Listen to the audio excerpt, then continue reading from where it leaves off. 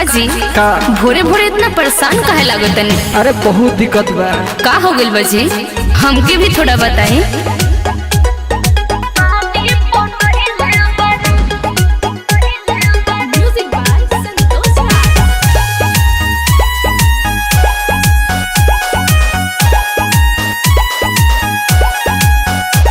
तू पके ऐसन काम करवई बुका बदनाम। अरे ना जी, ए धनिया ए तू पके ऐसन काम करवई बुका बदनाम। ना, ना। बहरी जनी निकलो जर जाई तोहर चाम। सच। हम कोही जवन बात बुझ रानी, का? हम कोही जवन बात बुझ रानी।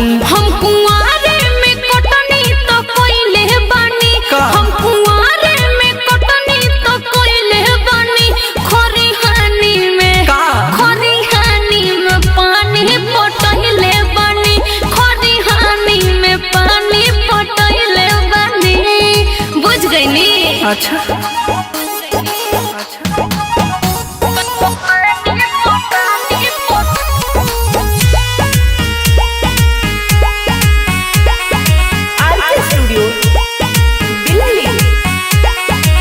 ए राजा जहाने बतिया के महाने नैहर में कुल्ही काम करत रहे। ए जी बांधी के बोझा अच्छा। सबका सोझा ओभर लोड हम ढोवत रहे।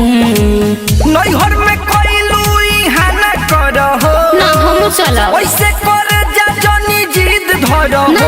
तू बैठी के घरवे में काटो चानी। अच्छा। तू बैठी के घरवे में काटो चानी। हम कुंवारे में कटनी तो कोइले बानी। हम कुंवारे में कटनी तो कोइले बानी।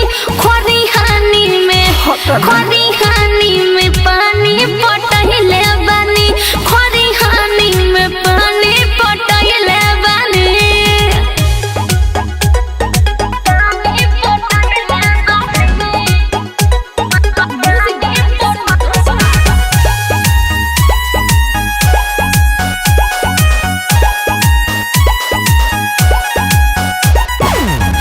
हो मुरारे तोहरे है प्यारे जे जे हंसी बुझ पागल बहो। समझने चौरा के पनिया सतुआ चटनिया कहीं का मुहे हमरा लागल बहो।